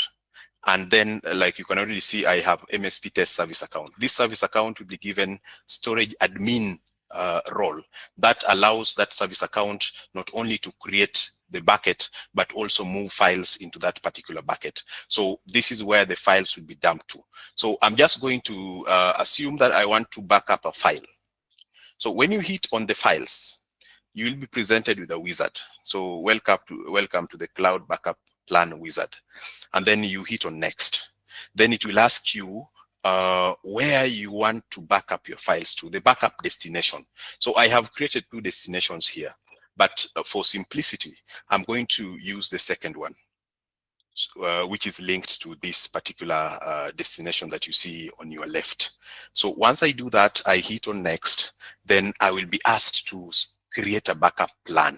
A backup plan is a blueprint that you use to be able to decide what rules and configurations will apply to your backup. Things like where do you want to back up your data? How long do you want to keep that data? That is data retention. How frequently do you want to back up your data? So you'd say, for example, I want to back up my data weekly, daily, monthly, and yearly, or something like that. So you can actually be able to specify your backup schedule and so many other configurations like enabling encryption and so on and so forth. So, but in this case, we're just going to stick with the backup plan that has been created here, but you can actually rename. But what I like about this title is that you have a date and timestamp. You can actually know that this was backup plan. Let me just add the word file just to make this more descriptive. So you already see you have a file backup plan created on 27th of February, that is today, and at this particular time. So you hit on next. Then what I always want to do here is just to leave the defaults. I'll use NTFS scan, and then I hit on next. When I hit on next, it will ask me where my files are, my source. Which files do I want to back up? So I have created a dummy folder with just one single file so that we go through this process very quickly. So I'll go to users, I'll go to Basil, that is my name. I'll go to desktop, and that's where we'll find there is a dummy folder.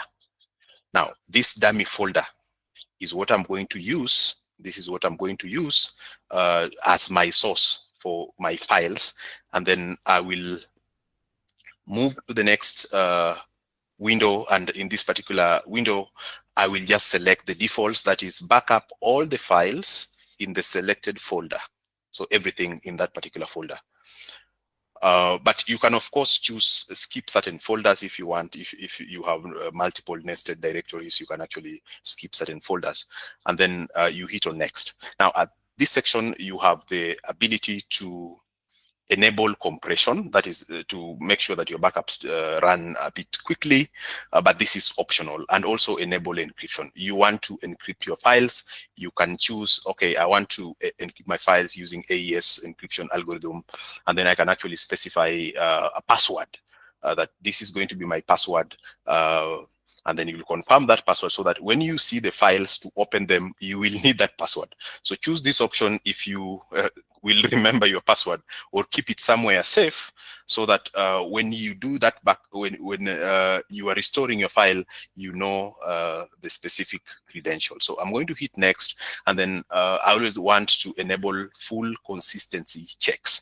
So MSP 360 is going to do an integrity check just to ensure that whatever is at the source is what got to the destination. So that helps you be able to like the system can actually programmatically verify the integrity of the file so that you don't have to do that manually. Then you hit on next, and then at this point is when you're asked to specify your backup schedule. So a backup schedule is like how frequently this backup is going to run. Remember, I told you that in any backup plan, it is important to understand whether or not to have a schedule. So in this case, I'm going to choose the first option. That is, I just want to back up right now. I don't need to create a schedule. But if you wanted the option for recurring incremental backups, then you can choose the second option. Now, when I talk about incremental backups, I mean you only back up whatever has changed. You don't back up, like the system automatically detects that if you're backing up 1 gig file, and then in that particular directory, only a few files have changed. You don't need to back up everything. And that means this is faster.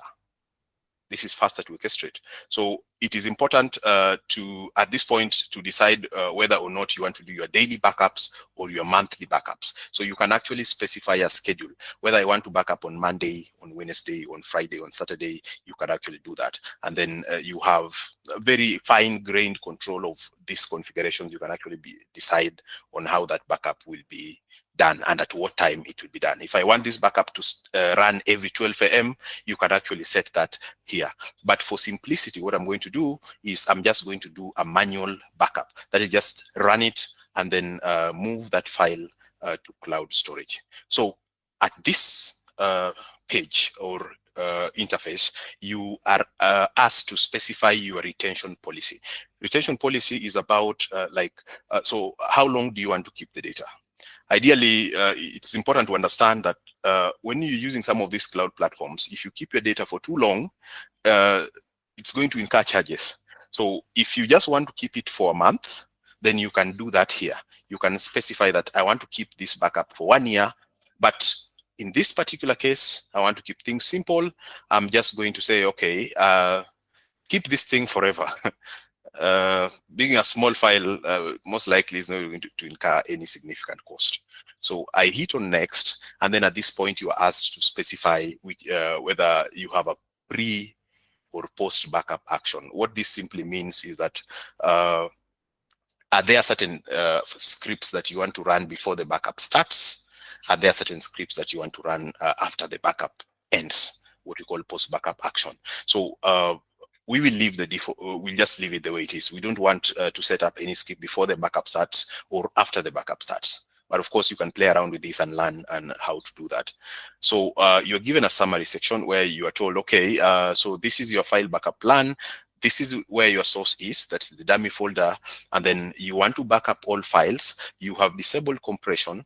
You do not have a retention policy. And then you have a few default options set, no schedules, and you hit next. This will create a backup plan.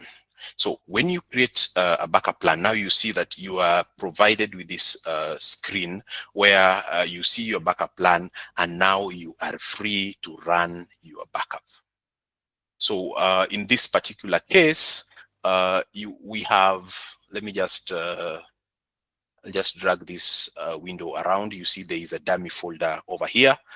I've just created this split screen so that you have a 360-degree view of how that data is moving from the source to the destination. So you can already see that this section is empty. We have nothing on the bucket.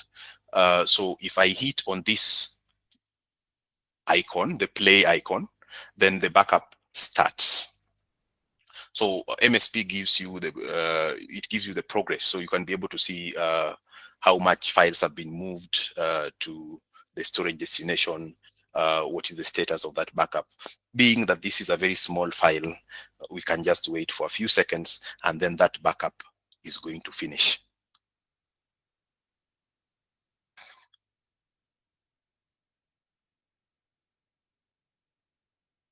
Okay, it seems like our backup completed successfully, but don't take my word for it. I just want us to refresh this part and see. Sometimes some of these interfaces, we have to refresh the entire page. So bear with me. That should not take long.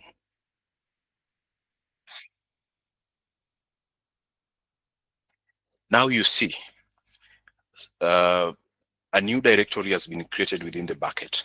Now, the name might sound a little bit complicated, but don't worry about that. That is how MSP encrypts its data. So if I click on this section, you already see, well, you could access this file, but even if you do that, you not understand that. And if you add encryption, if you add a layer of encryption, then that means that you will need an encryption key, decryption key, to be able to decrypt the file. So normally your backups are kept in this particular directory called CBB archive. And then when you open CBB archive, you already see that directory structure. And then you can just traverse that directory just like that. Just like that. If we click on this particular directory, now you see a set of files that are not easy to understand. only the computer can understand. So you already see that we have a few files, log, archive, and all that. And then you have another file over here where you can see the backup report of how that backup took place. You can just click on it. It will generate an HTML file that if you open, then it is going to give you a report of that entire backup.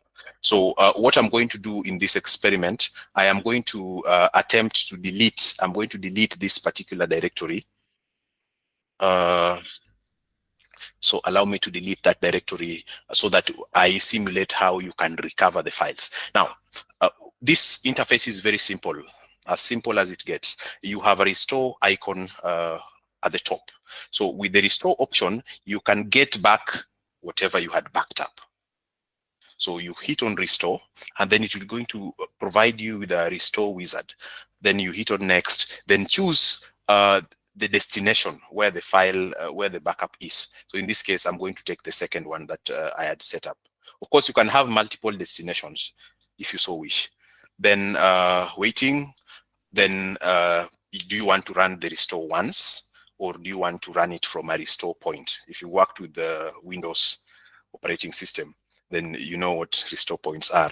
So you can actually just do it once, leave the defaults, and then at this point, the MSP is going to discover the machine. It knows this is the right machine that we are moving files to, and then you hit on next. Then at this point, then you choose which kind of data you want to restore. Remember, I told you you can always back up files or the entire operating system, or what we call the system image. So at this point, you choose on restore files and folders, you hit on next, and then it will ask you based on which backup plan. So I see there are two backup plans, and this is where naming really helps, because you already see there's a backup plan on 22nd of February 2025, 9:15 a.m. Of course, this is 12:57. I think it's 3 hours behind. We could adjust that, but ideally, this is the backup plan that you want to restore from. Then you hit on next. Then I want to restore the latest version. I want to restore the latest version. Then at that point, I will be asked my restore source. Where do I want to restore the file to? You can choose to restore it somewhere else separately, or just where it was. So C Basil desktop. I want to return it exactly where it was. So I'm assuming that I lost my file, possibly because my computer was stolen, or maybe something happened to your machine. You should never trust machines. Sometimes you wake up one morning and then the machine is not working, and then all your files are there. So it's always important to keep regular backup so that it protects against some of these eventualities. So I hit on next, and then restore to the original location. Okay, hit on next. Then there is this option you've already seen before, pre and post restore actions. For now, we'll just keep the defaults. And then I hit next, restore plan successfully created. Remember, you have created a plan. Now it is time to initiate the restore. Now it is going to go to the storage location. And now you already see I get back my lovely dummy folder. So if you open this file, I had just created a simple file called sample file. If you open the file, this is just a sample file. So that is a very, very simple backup that you can do. That's the simplest backup you can do in the world. But it sometimes gets complicated now when it involves backing up the entire operating system. How do I back up my entire Windows machine? So that in the event that I lose that machine, I can bring that machine back to an earlier working healthy state. So that is what we want to do last. So here I'm going to select image-based backup. So with image-based backup, you are backing up the system image. The word image can be a bit confusing, but it just means you're backing up the operating system. An operating system could be Windows, it could be Linux, it could be Mac in that case. So I hit on next, same things. You are asked to provide your backup destination. So this interface is very simple, very simple. Then specify a plan. In this case, I want to do backup image-based the time is 1:11.46 p.m. So I'm just going to leave that default. And then it will ask me, do I want to back up everything? Do I want to back up all drives? Those who've worked with Windows know that you have this idea of partitioning disks, and even Linux that is possible, and other operating system. You can partition your hard drive into multiple disks. So if you want to back up all the partitions, remember this is going to be larger if you back up everything. But in this case, I want to back up everything. I want to back up those three partitions that you see over there, or you can just select backup all drives. That will just take everything, so that next time something happens, you don't need to be worried about anything, because you can actually bring it back where it was. So at this point, you are asked whether you want to exclude certain folders. Maybe there are certain directories you don't feel are important. This is where you can check and then specify those folders, but we're not going to do that right now. So I hit on next, then this is where you are asked to enable compression. Do you want to compress your files? Now, normally when you're moving very large files over the internet, it is important to reduce its size so that it can be transferred faster. If you do not enable compression, then that means that it will copy the entire, if it's 90 GB, it will just be the entire 90 GB. But with compression, you can get maybe up to maybe 40% of that size. So you can actually specify that, and actually you can also enable encryption. But these are always optional configuration, so you can actually choose whether you want to enable encryption or not. It depends on the kind of data that you have on that machine. So I'm going to hit next. At this point, I'm asked about consistency checks, just like what I said previously. Consistency checks is about ensuring the integrity of that particular file. So at this point, I will go to the next section, and then I will just remember I talked about incremental backups is the same interface. So I'm just going to select the first option in the interest of time. And then when I hit on next, okay, what do we see? Retention policy, same thing. I want to keep this forever, or I want to keep it for 1 month. You can actually do that. So for now, I just leave the default options. Then I hit next. You see the pre-post actions. You've seen this before. I'll move to the next section. You're presented with a summary. This summary will tell you, normally it's important just to confirm that you're backing up the right things. Many times I've seen people, yes, they say, yes, I did the backup. But then when something happens to the machine, you realize you only backed up one folder out of your very many folders. So it's always important that you confirm, just check that I'm backing up disk D, C, and whatever, and then you are sure with these retention policies. So once you do that, you hit next. Well, it's a long process, but I hope you'll bear with me. Finally, we're here. Backup plan has been successfully created. You can decide and run the backup here, or just create the plan first and then decide when you're going to run that backup. So you can already see that it's the same interface, and then now I can just hit on play.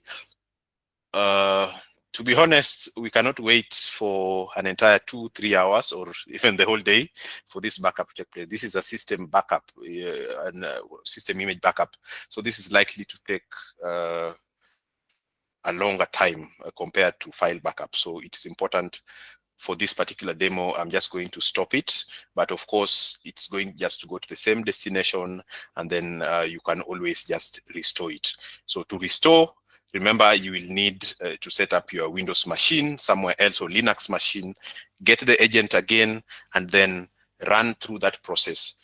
Log into MSP console dashboard, and then you will be able to restore your machine to where it was before. And that is a good thing. So that brings me to the end of this presentation. I know you might have questions, but as we are told, those questions will be asked at the end of this webinar. So if you have any questions, then you should be able to just stay patient. You'll have time to ask your questions. So that's all. I don't think there's anything else I've missed. I'm going to stop there. Thank you. Thank you so much, Basil. Thank you for taking us through that. I think we can all now just add IT Guru to our LinkedIn profiles, and we are now backup champions. And yeah, thank Yeah. you so much. With that, I'm going to invite Eddie as we finalize and close, and then we're going to go to your questions. Eddie is our cloud engineering manager, who will also just touch a bit on the MSP 360. So Eddie, karibu sana. Hi, afternoon, everyone. Thank you, Essie. My name is Eddie. I need no introduction. One funny or fun fact about me: I think I've interacted with most everyone on this call, most of our customers, and happy new ones. We will interact with you over time as we proceed to do your implementation. My demo today will focus on you are a Google Workspace user, you've been using Google Workspace, but then you wonder, how can you integrate Google Workspace with MSP 360? How can you use MSP 360 to orchestrate backup and retention for your Google Workspace email data, email drive and calendar data? Now, Basil has shown the fact that you can actually store your data within a Google Cloud Storage bucket. That one will do for you. We'll do the back-end configurations. And you, as a Google Workspace administrator, you'll be able now to see the MSP 360 icon within your Google Workspace dashboard. Now, this dashboard will only be available, and if you have interacted with all these Google Workspace services, you can be able to access it from there, or you can actually come and access the MSP 360 as a third-party applications from your Google Workspace Apps Launcher. From here, once you click, you can access it. You will need to sign in using your Google Workspace account. Single sign-on is configured that allows you seamless access into your MSP 360 console for allowing you to perform backup. Now, within this console, I can decide to backup data for all my users, or I can select a subset of users. For my case, I have decided to assign the MSP 360 license to only a subset of users, one of them being me, and the other one being a very crucial person of interest, Mr. John Wamunyoro. And you can actually now specify which type of data for John Wamunyoro you're specifically concerned about. Which data would you like to backup? I would like to backup email, drive, and calendar data. You need to specify this so that to make sure that all his data is actually backed up under Google Cloud Storage buckets. You can also now specify the storage location and other regions that I had previously configured. In my case, let me just share this other tab I show you. I had actually selected to back up my data within my bucket under the South African region, just to make sure that the data, and if you're a very, my data is actually backed up within the continent, as Dan has alluded earlier on. You have your data backed up within your this region, so that it actually meets your strict data governance practices. For those organizations that actually work within financial or highly regulated industries, you can actually back up your data within whichever region that is supported by Google. So for Basil, he selected US. I can now select this to have this data backed up within Johannesburg. And within here, this is, as Basil showed, this is the backup for email and drive data for these users. Now, let's say in the event now, Mr. John Wamunyoro decides, and I'm just going to switch to his screen here, decides to actually be malicious and decides to wipe out his own email mailbox. And this is something that we have had previously worked on with clients, where an employee decides to be very malicious and decides to wipe out their whole email mailbox. So Mr. John Wamunyoro normally will log into his account. I can confirm I'm within Mr. Wamunyoro's account, and come here and do a bulk delete. I can also come here and go to trash, since I'm very malicious, select all, and delete forever. Okay, so Mr. John Wamunyoro has done his thing. There's no data within his account. He has gone. Now that is email data. For also drive data, Mr. John Wamunyoro decides also to be malicious and decides to come, select all his data, deletes, move to trash. Comes to trash, follows the same, and deletes forever. Okay, so right now at this point in time, Mr. Wamunyoro's account is wiped clean. It's as if he moved out of his house, emptying everything within his Google Workspace account. Now, and I actually just saw a question before I actually came on. how can you make sure that Mr. John Omonyoro's data, as we had already initiated and run the backup, is actually there? And how can you make sure that Mr. Omonyoro does not have permission to actually restore or even sign into the MSP side to receive his data is actually there? As an admin, you can actually put this control there. So you can say that Omonyoro cannot sign in into the MSP 360 dashboard and cannot even do restoration. So only you as the IT admin, Philip, can actually come here and actually implement this fine-grained access control. So in the event that Omonyoro deletes all his data, you're very much sure you can actually come back here and actually review it. So I'm going to access and now perform an audit query within, you see that is within my account, but I have now my person of interest, Mr. John. Here,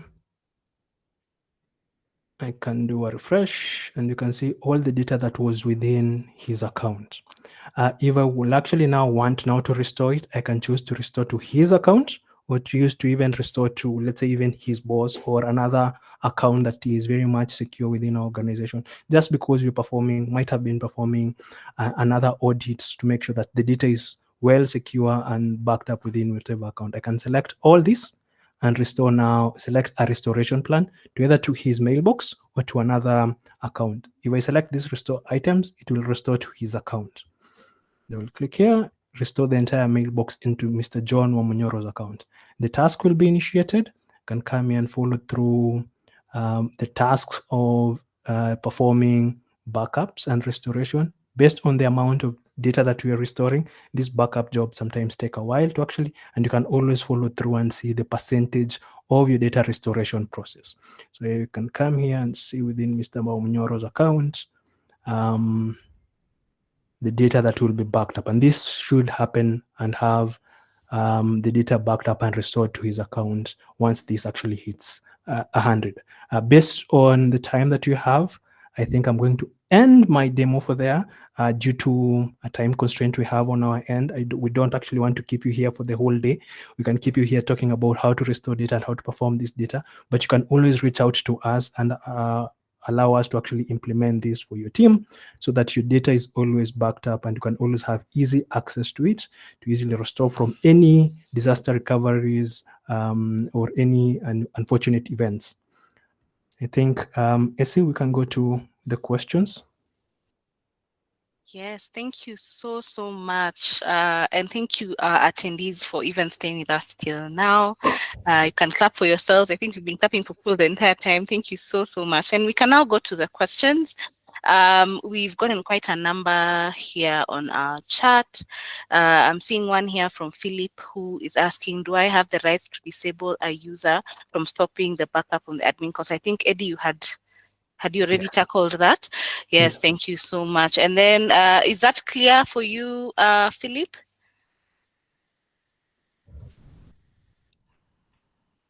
Can just add on your chat there.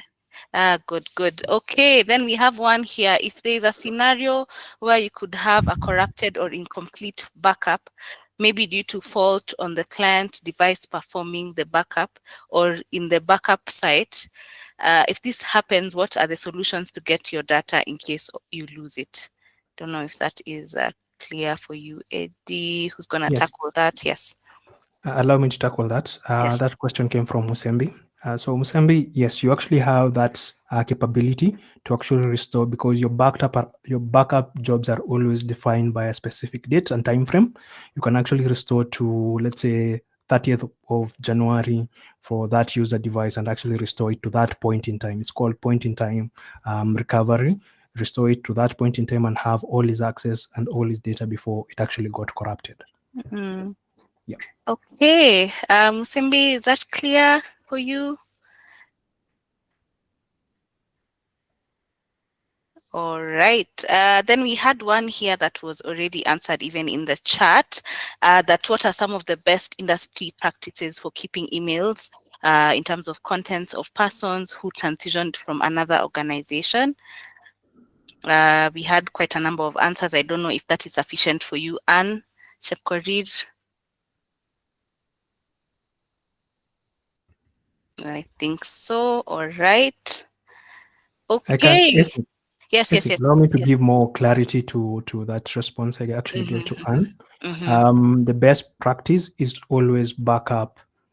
Any employee that is actually transitioning from your organization, always make sure before you delete that user account, always back up that data to a designated account within your organization, say mail backup at your organization. So that will be used for all your organizational backup data, and you can always come there and actually review it at a later time. And you can also now orchestrate the backup of that account and also that user accounts to Google Cloud Storage using MSP 360.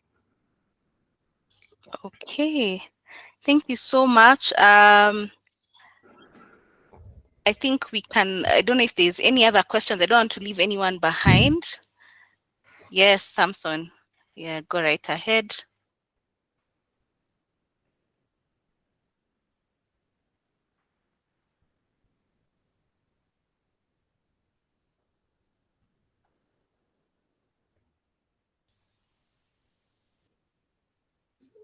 Mr. Samson, you can unmute yourself.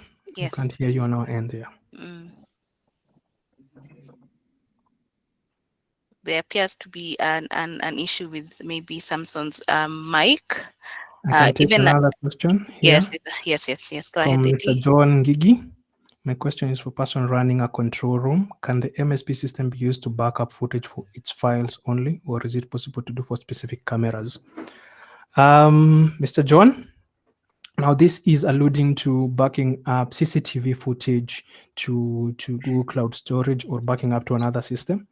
You can actually select and how CCTV cameras actually work on their backup is they store the backup to a hard disk within your NVR or your DVR. We can actually push that to within another computer and then orchestrate the backup for different storage files on specific dates. That actually backs it up to Google Cloud Storage. And we are here to actually work with you and your team to work on that implementation to make sure that you actually have CCTV footage backed up for specific cameras within your organization.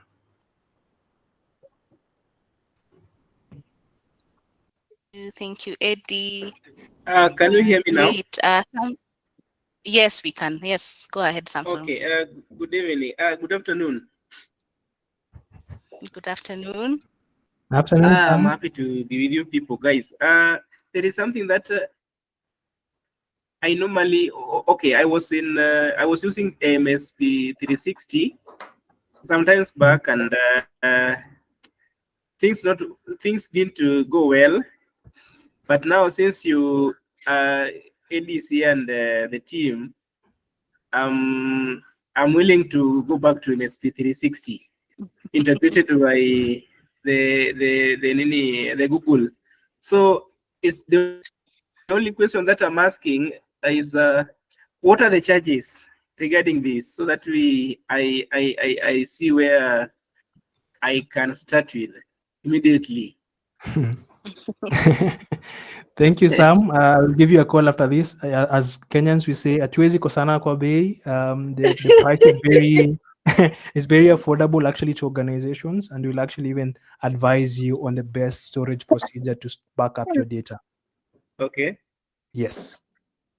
Sawa, thank you, Samson, and we are so happy to hear that the webinar has been beneficial and that you have been able to see how these backup solutions actually work for you and your organization. Yes. I'm aware we have quite a number of students online, and before we even conclude, I just want to appreciate you for joining us on the webinar. This is just a picture of what you will expect as you go out there in the IT and the tech world, and I hope that this has also been beneficial to you. I don't know if we have any other questions before we actually close. Okay, I'll take that as a no. Thank you again for joining us for the webinar. I hope it has been beneficial. Oh, I'm seeing here Tabitha. Okay, I think we can let Tabitha just ask her question and then we can conclude. Go ahead, Tabitha. No, it was a mistake on my side. Sorry. Okay. Sawa, no worries. Thank you so much. Yes, as I was saying, we have a feedback form right there for you just to fill in and for us to just be able to serve you better even in the coming webinars. Again, a special thanks to every one of you for joining us on this webinar. I'm just going to request you to turn on your screen. You have seen us, we have not seen you.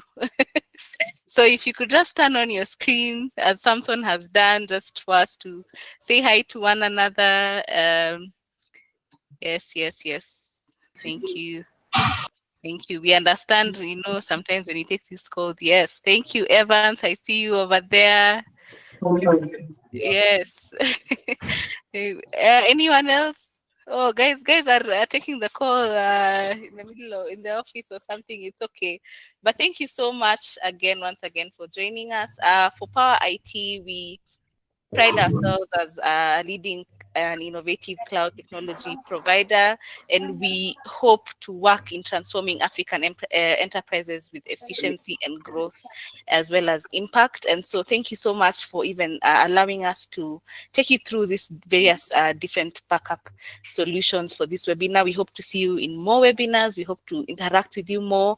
And if you have any questions, any concerns, even regarding our topic of today or any other products such as Google Workspace, Google Cloud, even AI, please feel free to reach out to us through our marketing email or sales email, which is I will just leave on the chat there for you to reach out to us. We will be really happy to come and assist with whatever it is that you need. Okay, I think that is it. I will let Beryl, I don't know if she's still here just to say something to finalize. We also have, yes, maybe Oh, there's okay. nothing I'm leaving behind. Yes, thank you. Okay, so thank you everybody for dialing in. It was a pleasure to be with you. We hope to continue connecting with you, and we shall keep on inviting you for more webinars because we have quite a number of lined up.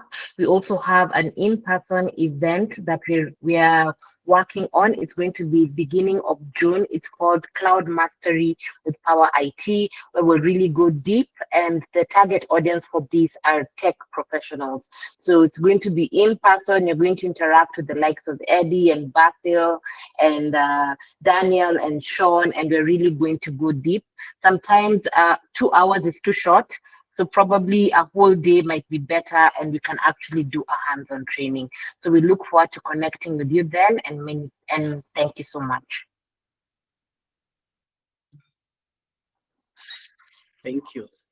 All right, I think we can call it a day. Thank you all, and you're now free to log off. Thank you. Bye. Thank you. Bye. Bye. Bye. Bye.